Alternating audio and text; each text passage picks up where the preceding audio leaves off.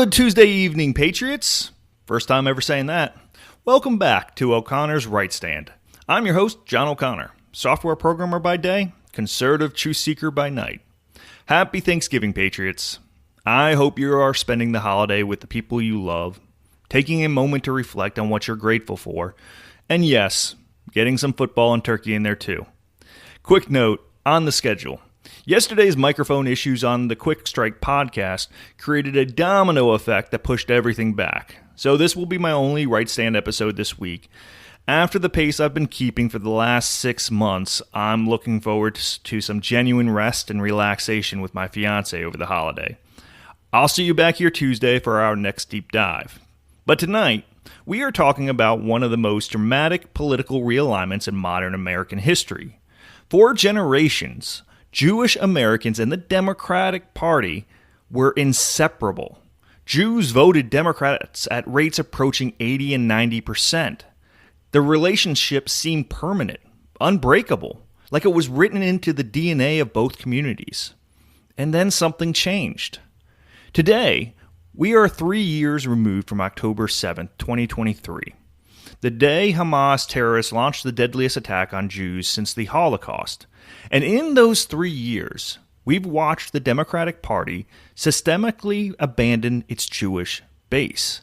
Not quietly, not subtly, loudly, publicly, with college campuses erupting in pro-Hamas protests, squad members defending terrorists, and Jewish voters fleeing the party in record numbers. How did we get here? When did support for Israel become a liability in the Democratic Party instead of a given? And what does this mean for the future of American Jews and American politics? The Right Stand starts now.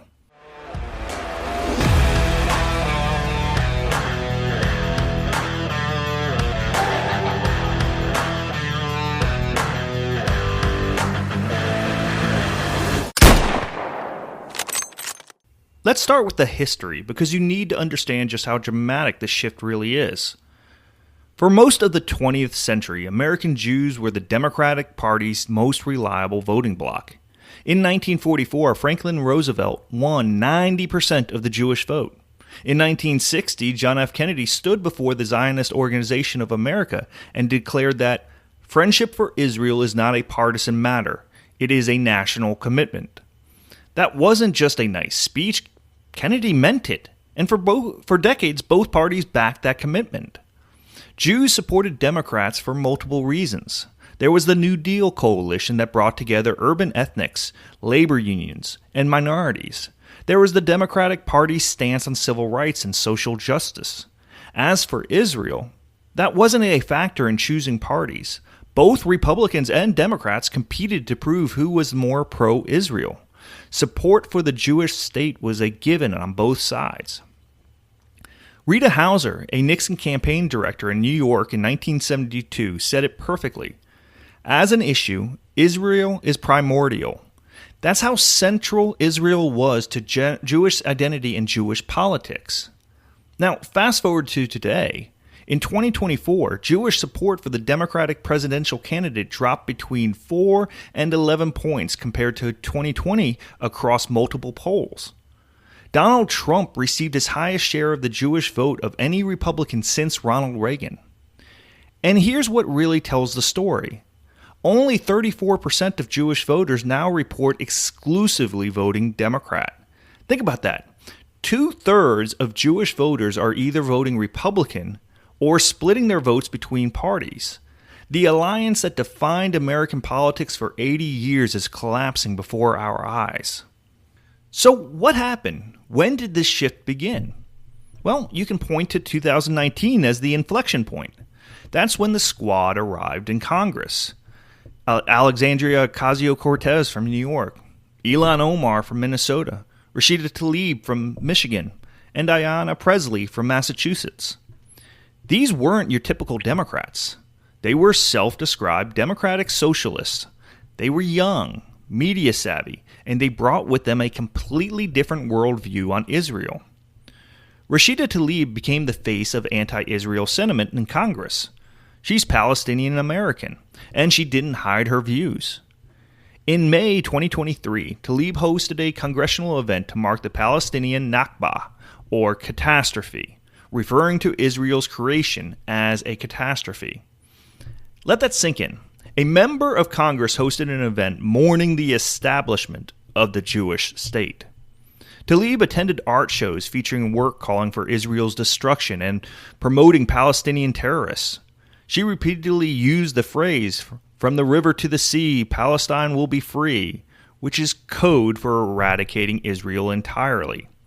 Her campaign funneled over $435,000 to a consulting firm run by Rasha Mubarak, an anti-Israel activist with connections to groups tied to Hamas and the Popular Front for the Liberation of Palestine. And it wasn't just Tlaib. In September 2022, Tlaib said at an event that you cannot claim to hold progressive values yet back Israel's apartheid government. She was creating a litmus test. If you support Israel, you're not really progressive. The squad made being anti-Israel cool on the left. They framed it as standing up for oppressed people. They tied it to social justice, to Black Lives Matter, to every progressive cause. And Democratic leadership, they defended them. Nancy Pelosi called the squad our sisters. Instead of condemning their anti-Israel rhetoric, leadership embraced them. Then came October 7th, 2023. Hamas terrorists invaded Israel. They murdered roughly 1,200 people, mostly civilians. They raped women. They beheaded babies. They took over 240 hostages, including American citizens. It was the deadliest attack on Jewish people since the Holocaust. And how did the squad respond? Rashida Tlaib suggested there could only be peace after lifting the blockade, ending the occupation, and dismantling the apartheid system. She blamed Israel for Hamas terrorists murdering Israeli civilians. Cori wrote that we must do our part to stop this violence and trauma by ending U.S. government support for Israeli military occupation and apartheid. All of them immediately called for a ceasefire, before Israel even responded, while hostages were still being held. They wanted Israel to just accept that Hamas had murdered over 1,000 people and do nothing about it.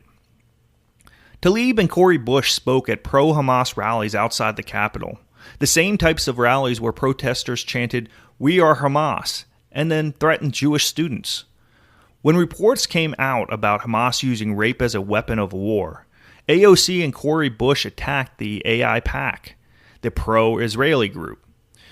Instead of condemning the rapes, they refused to stand with the victims. They stood with the terrorists. And this wasn't just the squad. This was where the entire progressive base went. What happened on college campuses in spring 2024 exposed just how deep this goes. Columbia University became ground zero. Pro-Hamas encampments took over the entire campus. A local rabbi urged Jewish students to return home for their own safety. Classes went virtual because the university couldn't protect Jewish students from harassment and violence. A Jewish professor had his key card deactivated. Columbia wouldn't let him on campus because they said they couldn't guarantee his own safety. Let me repeat that.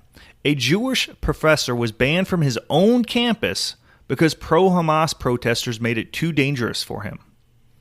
At Yale, students formed human chains to block Jewish students from entering the university.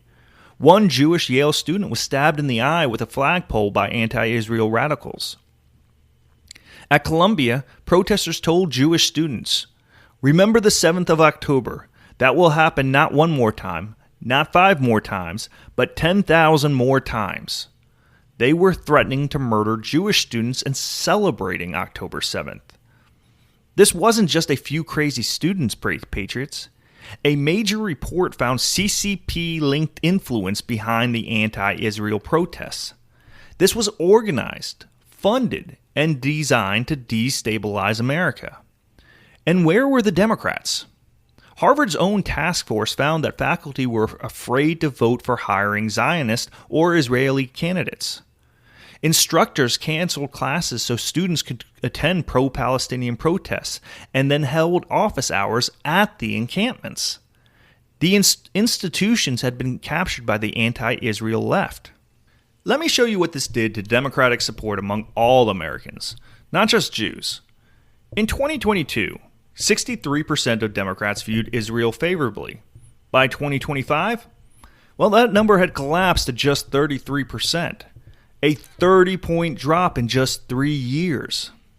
The partisan gap between Republicans and Democrats on Israel reached over 50 percentage points. That is the widest gap ever recorded.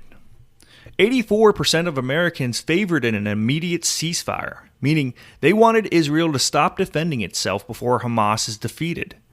45% of the voters believed Israel is committing genocide against Palestinians, a view that predominates among Democrats, liberals, independents, and even moderates. Think about what that means. Nearly half of Americans have been convinced that Israel, a democracy defending itself against terrorists who murdered 1,200 people, is committing genocide. 2/3 of Democrats oppose sending more military aid to Israel. Over 3/4 of Democratic voters think Israelis are committing genocide in Gaza. The Democratic base has turned decisively against Israel, and it happened fast. So how did Jewish voters respond? They started leaving. Democrats are now least trusted by Jewish voters on security, Israel, and antisemitism, with only a 16-point trust advantage. On economic issues like taxes and inflation, Democrats maintain much larger leads. But on the issue most central to Jewish survival, Democrats are barely ahead. Here's the really telling stat. Orthodox Jews voted 74% for Trump in 2024. These are the most religiously observant Jews, the ones most connected to Israel and the Jewish identity. They voted Republican at rates approaching African Americans voting Democrat. Even among non-Orthodox Jews, the shift was dramatic. Trump won among Jewish voters who identify most strongly with Israel and who cited Israel as a key reason for their vote. One poll found Kamala Harris leading Trump among Jewish voters by just 53 to 46%, the narrowest margin since Michael Dukakis in 1988. Why? Because Jewish voters saw what was happening. They saw the squad. They saw the campus protests. They saw Democratic leadership either silent or actively defending the anti-Israel left. And they realized the Democratic Party doesn't stand with us anymore. Here's the good news. When individual squad members faced their own voters, many of those voters said enough is enough. The original squad, made up of AOC, Ilhan Omar, Rashida Tlaib, and Ayanna Pressley, arrived in Congress back in 2019. Then they were joined in 2020 by members like Jamal Bowman and Cori Bush, who embraced the same anti-Israel ideology. For years, they seemed untouchable in their deep blue districts. But after October 7th, that changed. In June 2024, Jamal Bowman lost his primary to George Latimer by 17 points. Bowman had claimed AIPAC had full control of Congress, used anti-Semitic tropes throughout his campaign, and called reports of Hamas raping Israeli women propaganda and lies. In his concession speech, Bowman said voters had been brainwashed by Jewish money. So even in defeat, he blamed the Jews. He was the first squad member voted out of office. 2 months later, in August 2024, Cori Bush lost her primary to Wesley Bell, 51 to 45%.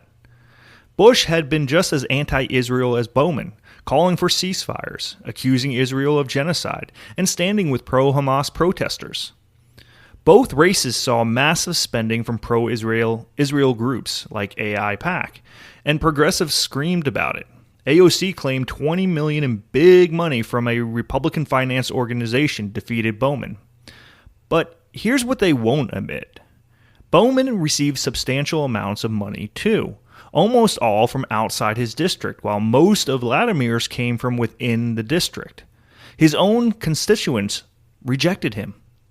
The voters, including many Democrats, were sending a message We are done with anti-Semitism.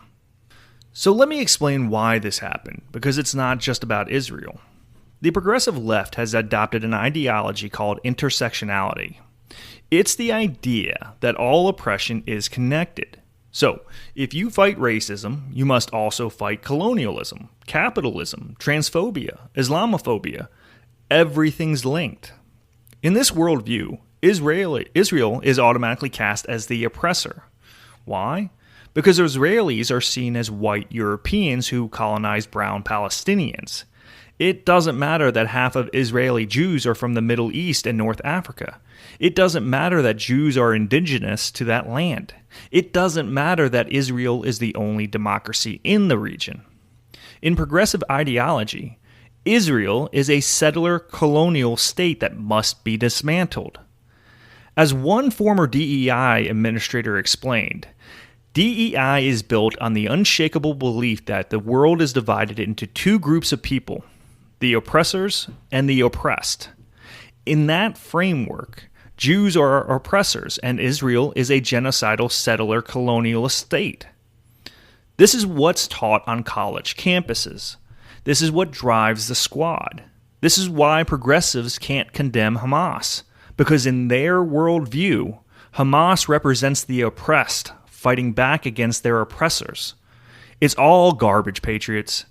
It's ahistorical, it's morally bankrupt, and it leads directly to anti-Semitism.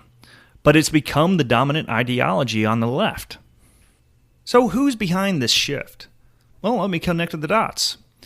First, there's the squad and progressive Democrats in Congress. They have made anti-Israel positions mainstream in the party. They have created litmus tests where supporting Israel disqualifies you from being a real progressive. Second, there are college campuses. Harvard's report found that anti-Zionism crossed the line into stereotype notions that Israel is just a settler colony of white Europeans with no real connection to the land. This is what's being taught. DEI offices and progressive faculty have turned universities into indoctrination centers against Israel. Third, there's foreign influence. The report on CCP-linked funding of anti-Israel protests show this isn't organic.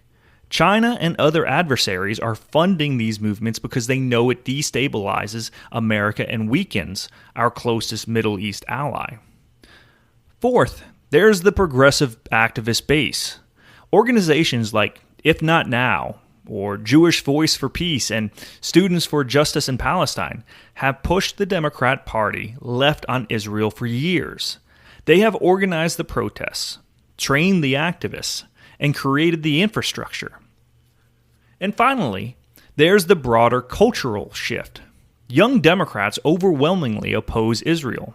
A Harvard-Harris survey found that 40% of young people say they support Hamas over Israel. 40%. Supporting a terrorist organization over a democracy. This is a generational shift, and it seems to be only getting worse. So where does this go from here? Well, the trends are clear. Since 2022, support for Israel has dropped across the board, with Democrats showing the steepest decline. Among Republicans, favorable views of Israel dropped from 69 to 63%. For independents, from 56 to 50%. But among Democrats, support collapsed from 51 to 41%, a 10-point freefall. Jewish voters are responding by leaving the Democratic Party. Even among Reform and non-denominational Jews, the most liberal denominations, the majority no longer votes exclusively Democratic. The squad may have lost 2 members, but the ideology they represent has won. The progressive base is more anti-Israel than ever. The next generation of Democrats will be even more hostile to the Jewish state. Here's what that means for America's future. So, if Israel is only a key political issue for just 3% of Jewish voters, then the future of American support for Israel is a matter of grave concern. Were it not for the evangelical community, American politicians would have little political incentive to support Israel. That's where we're headed, patriots. A future where one party is solidly pro-Israel and the other is increasingly hostile. Jewish voters are already becoming a reliable Republican constituency because Democrats abandoned them. The realignment isn't complete yet, but it's happening, and it's one of the most consequential political shifts of our generation. Well, that's it for tonight, Patriots. The Democratic Party spent 80 years building trust with Jewish Americans. They threw it away in 3 simple years for the approval of college protesters and squad members who defend terrorists. Democratic favorability for Israel dropped 30 points in 3 years. Jewish voters are leaving the party that their grandparents would have died for, and the progressive base cheers it on. The stakes here are bigger than any election. This is about whether America will stand with democracies and against terrorism, or whether we will abandon our allies the second it becomes politically inconvenient. The left chose poorly, and they are going to pay the price for generations to come. If you want to support the show, head over to o'connorsrightstand.com and follow me on X at O'Connor Podcasts. Deep dives every Tuesday and Thursday. Quick Strike podcasts every Monday, Wednesday, and Friday. Until next Tuesday, Patriots, stay strong, stay informed, and keep holding the line unapologetically. And once again, happy Thanksgiving. This is John O'Connor, signing off.